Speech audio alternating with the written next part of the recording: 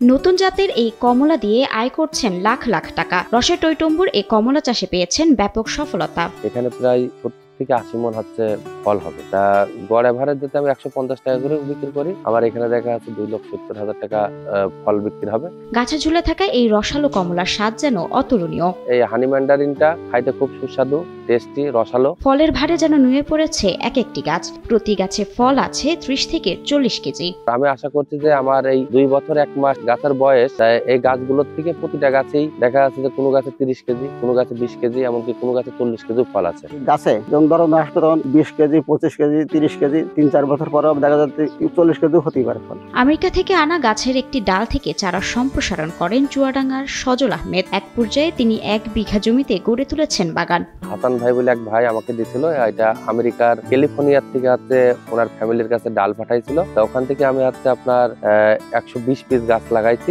December January মাসে বেশিরভাগ কমলা পাকতে শুরু করে, কিন্তু হানি ম্যান্ডারিন জাতের কমলা অক্টোবরের প্রথম সপ্তাহেই পাকতে শুরু করে। এই কমলা আগাম জাতের হওয়ায় শুরুতেই বাজারে আসবে। এর জন্য এর চাহিদা ও দাম বেশি থাকবে বলে মনে করেন এই উদ্যোক্তা।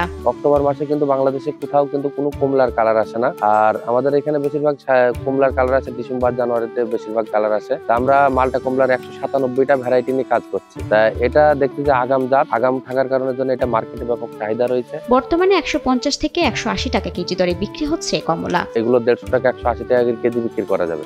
হিরন আরো মিনারেল ওয়াটার মাত্র 50 পয়সায় প্রতি লিটার। সজলের বাগানে প্রতিদিনই বিভিন্ন জেলা থেকে উদ্যোক্তারা আসছেন নতুন এই জাতের কমলার গাছ দেখতে। সজল ভাই নতুন জাতের একটা লেবু জাত নিয়ে আসছে, তো আমরা ওখান থেকে দেখতে আসছি। যদি আমাদের এটা পছন্দ হয় তো আমরা ওই বাগান করব। 6 বিঘা মতো জমি প্রস্তুত করছি। তো ভাইয়ের কাছে একটু পরামর্শ নিব, যেহেতু ভাই অনেক আগে থেকে মিশ্র বাগান করে। তো কি লাগালে ভালো হয়, মানে এটা একটু সাজেশন নিব আর কি। ওই অনুপাতে আমি চারা নিয়ে যাব যে কোনটা লাগালে ভালো হবে। স্থানীয় কৃষকরা অনেক সময় নিজ উদ্যোগে নতুন জাতের ফসল সংগ্রহ ও চাষ করছে।